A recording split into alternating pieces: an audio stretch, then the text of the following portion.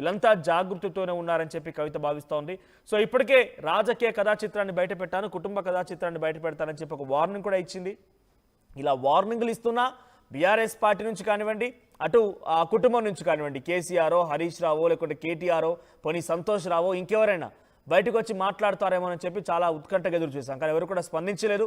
మరి కవిత మాట్లాడిన మాటలకి డైరెక్ట్ అటాక్ హరీష్ రావు పైన ఉంది కాబట్టి హరీష్ రావు వచ్చిన తర్వాత మీరు మాట్లాడతారా, హరీష్ రావు సమాధానం ఏముంటుందో చూడాల్సిన అవసరం అయితే ఉంది.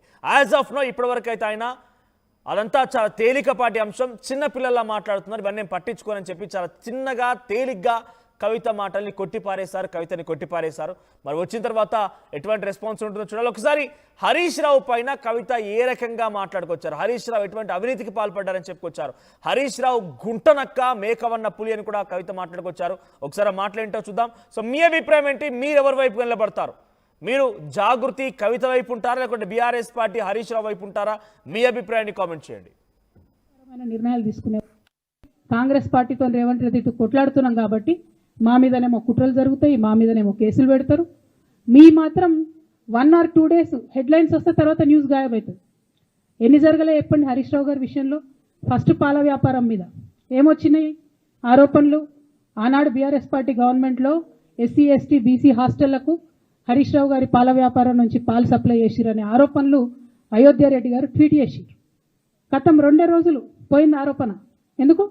సరెండర్. నెక్స్ట్ ఒక అభియోగం చేసిరు ముఖ్యమంత్రి గారు రంగనాయక్ సాగర్ దగ్గర ఈయన ఫామ్ హౌస్ ఉంది, అది ప్రభుత్వ భూమి కబ్జా చేసిండని. 1 day headline, 3rd day news గాయబ్. No case, nothing. కేటీఆర్ పరిస్థితి ఏంటి? ఎన్ని కేసులు పెట్టిరు కేటీఆర్ అన్న మీద? ఎన్నిసార్లు పిలిచిండు విచారణకు? ఇవన్నీ పక్కన పెడదాం. నిన్నటి లేటెస్ట్ ఇష్యూ మాట్లాడదాం. కాళేశ్వరం కానీ ఇంకోటి కానీ ఏ ప్రభుత్వంలో అయినా పొలిటికల్ పాలసీ చేసేవాళ్ళు, విధానపరమైన నిర్ణయాలు తీసుకునే వాళ్ళు ముఖ్యమంత్రులు ఉంటారు. కింద ఉన్నటువంటి మంత్రులు దాన్ని ఎగ్జిక్యూట్ చేయాలి. కేసీఆర్ గారు ఒక పాలసీ డెసిషన్ తీసుకున్నారు, నేను కాళేశ్వరం ప్రాజెక్టు కడతా, దానికి ఇన్ని డబ్బులు ఇస్తా అని. ఆనాడు మంత్రి ఎవరు? ఎగ్జిక్యూషన్ చేయాల్సింది ఎవరు? 2014 నుంచి 2018 వరకు తుమ్మిడిహెట్టి దగ్గర నుంచి మేడిగడ్డకు స్థలం మార్చినప్పుడు మంత్రి ఎవరు? ప్రాజెక్టులు డిసైడ్ చేసినప్పుడు మంత్రి ఎవరు? అన్ని మీటింగ్లు టెక్నికల్ ఇష్యూస్ చూసుకోవాల్సింది ఎవరు? ఇవన్నీ రేవంత్ రెడ్డి గారు మాట్లాడారు. నేను మొత్తం అసెంబ్లీ స్పీచ్ చూడరు మీరు, వీళ్ళ మ్యాచ్ ఫిక్సింగ్ అనేది మీకు తెలిసిపోతుంది. ఏం మాట్లాడరు ఆయన. ఎంతసేపు కేసీఆర్ కాళేశ్వరం కట్టిండు, కేసీఆర్ కుటుంబం 1,00,000 కోట్లు తిన్నది. అరే 2007 నుంచి ఇప్పటివరకు కాళేశ్వరం 1,00,000 కోట్లు కూడా ఖర్చు కాలేదు.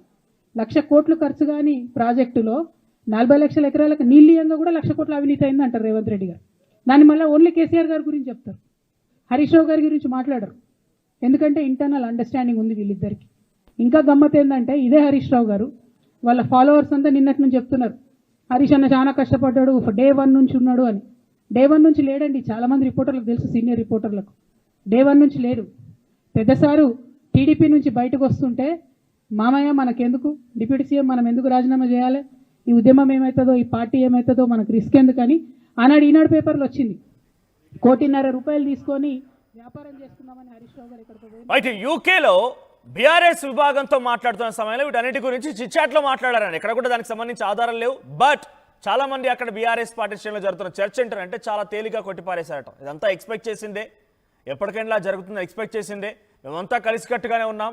ఎవరైతే రాజకీయ దురహంకారంతో మేమే చాలా గొప్ప అనే రకంగా భావిస్తూ ఉన్నారో వారంతా ఇప్పుడు బయటికి వెళ్ళిపోయారు అనే రకంగా మాట్లాడుకొచ్చారట. అంటే కవిత విషయంలో దురహంకారంతో రాజకీయంగా మేమే గొప్ప అని భావించినట్టుగా హరీష్ రావు అనుకుంటూ ఉన్నారు. సో మేము 25 ఏళ్ల నుంచి ఉన్నాం, వాళ్ళంతా రాజకీయంగా ఓనమాలు దిద్దక మునిపోయిన అప్పటికే మంత్రి పదవి అనుభవించాను, పార్టీ జెండా పట్టుకొని 25 ఏళ్ల పాటుగా నడుచుకుంటూ వచ్చాను, మేనమామ వేలు వదిలినటువంటి అల్లుడిగా ప్రతిదీ కూడా ఆయన బాటలో నడుచుకుంటూ వెళ్ళాను. కానీ ఇప్పుడు ఎవరో వచ్చి అవాకులు చవాకులు పిలుస్తానంటే ఎలా? నేనేంటో కేసీఆర్ గారికి తెలుసు, కేసీఆర్ గారు ఏంటో నాకు తెలుసు. మా ఇద్దరి మధ్య ఏమైనా విభేదాలు వస్తే అప్పుడు నేనే ఏ రకంగా ఆలోచించాలో ఆ రకంగా చేస్తాను. కానీ మా ఇద్దరి మధ్య చాలా మంచి అండర్స్టాండింగ్ ఉందని చెప్పి ఆయన చెప్పుకొచ్చారట. ఏదేమైనా సరే ఆయన మాట్లాడిన మాటకి నేను శిరస వహిస్తాను కేసీఆర్ గారికి, నాకు ఎవ్వరు మాట్లాడినా ఏది పట్టదని రకంగా హరీష్ రావు మాట్లాడుకొచ్చారట. సో అంతకంటే ముందే డెఫినెట్గా ఇద్దరి మధ్య సంభాషణ జరిగి ఉంటుంది కేసీఆర్ గారికి హరీష్ రావుకి.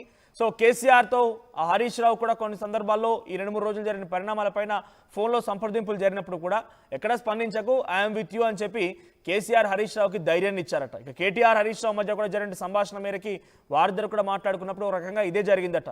బాబా లైట్ తీసుకో, ఇవన్నీ కూడా తను మనం ఎక్స్పెక్ట్ చేసిందే కదా, ఎట్లయినా కూడా రాజకీయంగా ఎక్స్పెక్ట్ చేసిందే కదా, తన వెనక ఎవరు నుండి నడిపిస్తున్నారు, రేవంత్ రెడ్డో బీజేపీ నడిపిస్తుందని చెప్పి బీఆర్ఎస్ పార్టీ భావిస్తుందట. సో ఇప్పటివరకు అయితే కింది స్థాయిలో ఉన్నటువంటి బీఆర్ఎస్ పార్టీ కార్యకర్తలు, జాగృతి నేతలు ఎవరైతే కవితను విభేదిస్తున్న వారు మాట్లాడుతున్నారే కానీ అగ్రనాయకత్వం నుంచి హరీష్ రావు కానీ ఇంకెవరైనా ఎవరు కూడా మాట్లాడిన దాఖలాలు లేవు. వారు ఏం మాట్లాడతారా అని చెప్పి రాజకీయంగా కొంత ఉత్కంఠ అయితే కొనసాగుతోంది. ఒకవైపు హరీష్ రావు గురించి కవిత చేసిన ఆరోపణలు మనం ఒకసారి వరుసగా చూస్తే, హుజురాబాద్ ఉప ఎన్నిక ఈటెల రాజేందర్, విజయశాంతి, జగ్గారెడ్డి వీళ్ళంతా బయటికి వెళ్ళిపోవడానికి గల ప్రధాన కారణం హరీష్ రావే. హరీష్ రావు మూలంగానే అంతా బయటికి వెళ్ళిపోయారు, ఫస్ట్ పాయింట్. ఆ తర్వాత హుజురాబాద్ ఉప ఎన్నికలు వస్తే, హుజురాబాద్ ఉప ఎన్నికలు వచ్చిన తరుణంలో రేవంత్ రెడ్డి కూడా కాంగ్రెస్ అభ్యర్థి నిలిపి మేము ఎలాగైనా ఓడిపోతామని ముందుగా డిక్లేర్ చేస్తూనే ఆయన ఎన్నికల బరిలో నిలిచారు. ఇటు హరీష్ రావు కూడా దగ్గరుండి ఈటెల రాజేందర్ని గెలిపించారని చెప్పి కవిత ఆరోపించారు. దుబ్బాకలో కూడా రఘునందన్ రావుని గెలిపించింది హరీష్ రావు అని చెప్పి కవిత ఆరోపించారు. ఇలా ఒకటి కాదు రెండు కాదు చాలా ఆరోపణల మీద ఆరోపణలు చేసుకుంటూ వచ్చారు.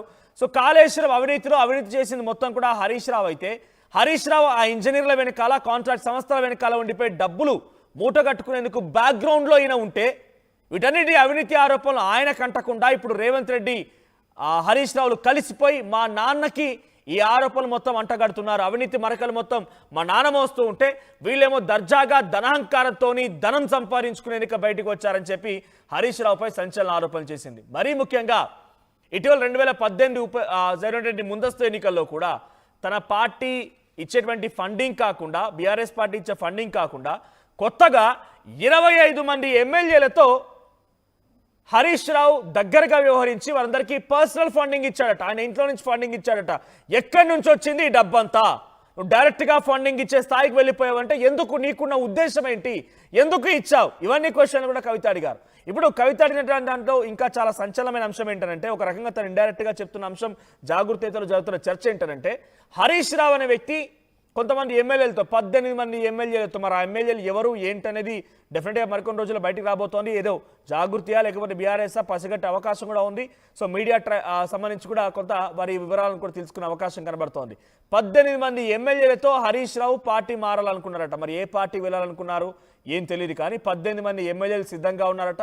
హరీష్ రావు వేరే పార్టీలోకి వెళ్ళాలనే ఆలోచన చేస్తూ ఉన్న నేపథ్యంలోనే ఇదంతా గమనించినటువంటి కవిత ఈ రకంగా బాంబు పేల్చారు అని చెప్పి ఒక చర్చ జరుగుతోంది. ఏదేమైనా ప్రతిపక్షాలు, అదే పార్టీలో నేతలు, జాగృతలో రకరకాల చర్చలు, బహునాలుకలతో రకరకాలైనటువంటి ఒక వాదనలు వినిపిస్తూ ఉన్నాయి. కానీ ఫైనల్గా హరీష్ రావు వచ్చిన తర్వాత హరీష్ రావు మెయిన్ టార్గెట్గా ఆరోపణలు వచ్చాయి కాబట్టి ఆయన ఏం సమాధానం చెప్తారో చూడాలి. సో ఇక్కడ ఆల్రెడీ మేము పోల్ కండక్ట్ చేశాము.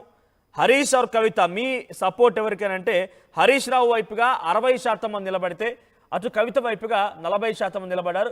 40% మంది కవిత వెంట, 60% మంది హరీష్ రావు వెంట కనబడుతున్నారు. సో నిజంగా ఓ సిచ్యువేషన్ వచ్చి రాజకీయ పార్టీ కనుక కవిత ఏర్పాటు చేయాల్సి వస్తే ఆ పార్టీ ఎలా ఉండబోతోంది, పార్టీ నడిపేటువంటి స్థైర్యం, ధైర్యం, ఫైనాన్స్ అన్ని రకాలుగా కలగలిపి ఉండాలి. కాబట్టి కవిత ఆ ధైర్యాన్ని చేయగలుగుతుందా? మీ అభిప్రాయం ఏంటి కామెంట్ చేయండి. ఒకసారి మళ్ళీ కవిత ఏం మాట్లాడింది, గతంలో ఇవన్నీ ముందుగానే గమనించాను అని చెప్పేటువంటి హరీష్ రావు ఏం మాట్లాడుకొచ్చాడు, ముందస్తుగానే ఆయన మీడియా సమావేశంలో ఎటువంటి మాటలు మాట్లాడు ఒకసారి చూద్దాం.